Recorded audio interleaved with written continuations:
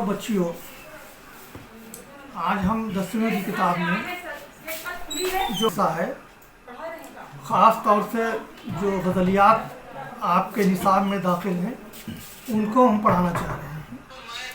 پہلی غزل خواجہ الطاف حسین حالی کی ہے۔ تھوڑا سا ہم خواجہ الطاف حسین حالی کے بارے میں بھی آپ کو بتا دیں۔ دیکھیے، خواجہ الطاف حسین حالی کا مرتبہ نثر میں بھی اور نظم میں بھی دونوں میں بہت بلند ہے۔ ان کی بہت سی کتابیں جیسے یادگار غالب ہے، مقدمہ شعر و شاعری ہے، حیات سعدی ہے، یہ اپنے اعتبار سے سنگ میل کا درجہ رکھتی ہیں۔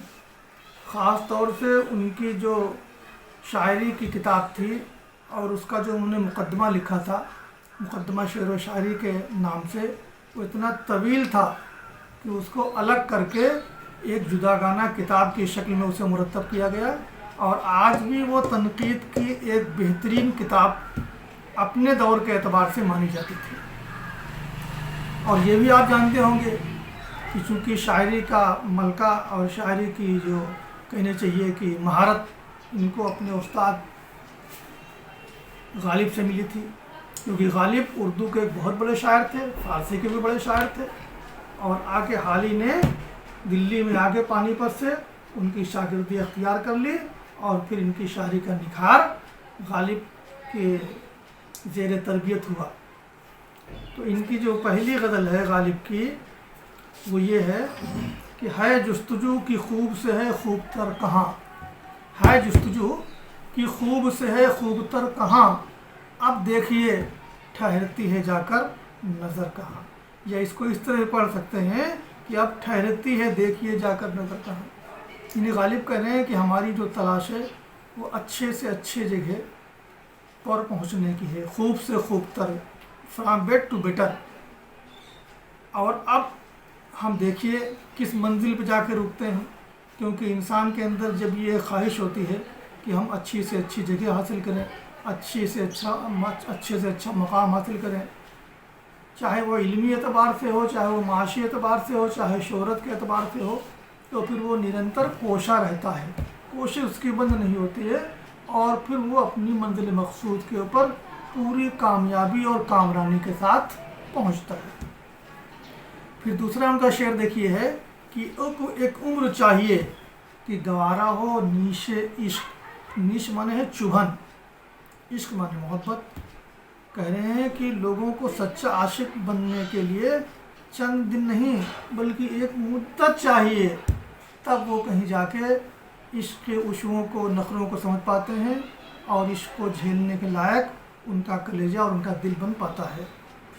رکھی ہے آج لذت زخم جگر کہاں، ان معشوق جو آنکھوں سے اپنی تیر نظر جس کو کہتے ہیں، وہ جب چلاتا ہے اور عاشق کا کلیجہ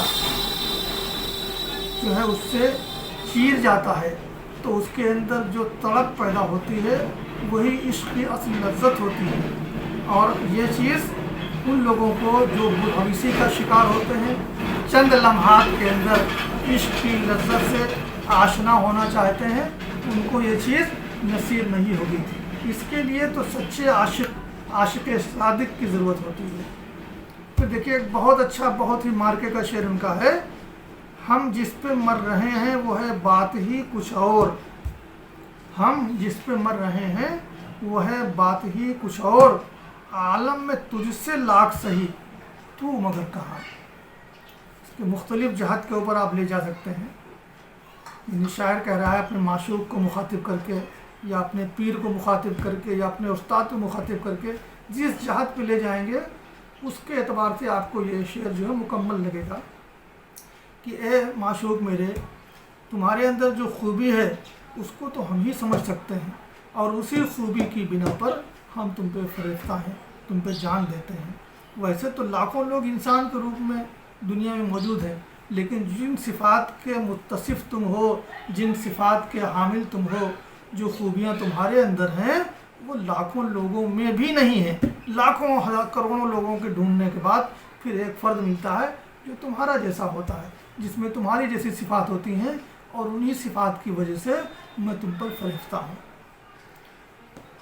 چوتھا شعر دیکھیے، عالم ہے होती नहीं कबूल दुआ तर्क इश्क की। तर्क माने छोड़ना, इश्क माने मोहब्बत से बाज आना।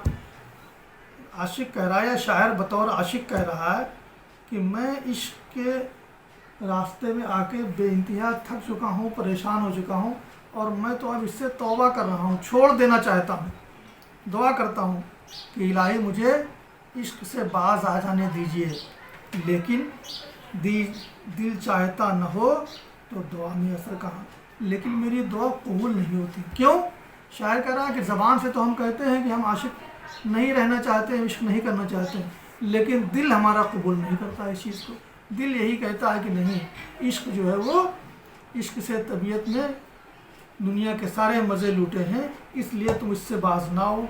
तो शायर कह रहा है कि जब तक कि हम दिल से किसी चीज़ का जो है कि ख्वाहिश नहीं करेंगे, तलब नहीं करेंगे, तब तक ज़बान के कहने से कुछ नहीं होगा।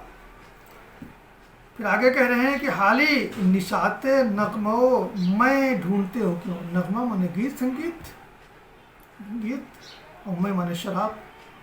निशात माने खुशी, निशात माने खुशी, नगमा माने गीत, मैं माने शराब। हाली अपने को मुखातिब कह रहे हैं कि तुम इस महफिल में आए हो और यहाँ गीत और संगीत का, शराब के नशे का मज़ा लूटना चाहते हो। अब तो महफिल उजड़ गई है, आए हो वक्त सुबह, रहे रात भर कहाँ। यानी वो दौर ख़त्म हो गया जब खुशहाली थी, जब कौम के पास पैसा था और ऐशो इशरत के सामान थे। अब तो हम बदहाली में जी रहे हैं और हमें अब उन पुराने वक्त की चीज़ों को, पुराने शौक़ों से बाज आना चाहिए, और आज के जो दौर हाजिर के हालात हैं उनसे समझौता करके ज़िंदा रहना चाहिए। तो गोया कि हाली ने अपने दौर के हालात का भी इसमें नक्शा खींचा है। इंसान के अंदर खूब से खूबतर की तलाश होनी चाहिए, ये भी तालीम दी है। और एक अच्छी शायरी जो है, जो सबक आमूज़ होती है, नसीहत अंगेज़ होती है, उसका भी एहसास कराया है। और इसके साथ इसी एक गज़ल को चूँकि इनके जो निसाब में शामिल किया गया है, कई गज़लें होती तो और बेहतर था। बहरहाल हमें इसी पे इक्तफ़ा करना पड़ेगा, बस करना पड़ेगा। इसमें जो चंद मशहूर जो मुश्किल अल्फाज हैं उनको आप नोट कर लीजिए। और फिर इनकी सवाने हयात की जहाँ तक बात है कि अगर आज आए कि हाली एक शायर की हैसियत से, एक गज़ल निगार की हैसियत से या नज़्म निगार की हैसियत से क्या मर्तबा और रुतबा रखते हैं, तो वो एक अलग से मज़मून तुमको हम लिखा देंगे, उसको आप लोग याद कर लेना। और फिर जब हाली की सवाने हयात और उनकी अदबी खिदमात और उनकी शायराना जो सिफ़ात, इसके ऊपर अगर कोई सवाल पूछा जाए तो आप उस मज़मून को लिख के बेहतरीन नंबर लाने के मुस्तहिक़ हो जाएंगे।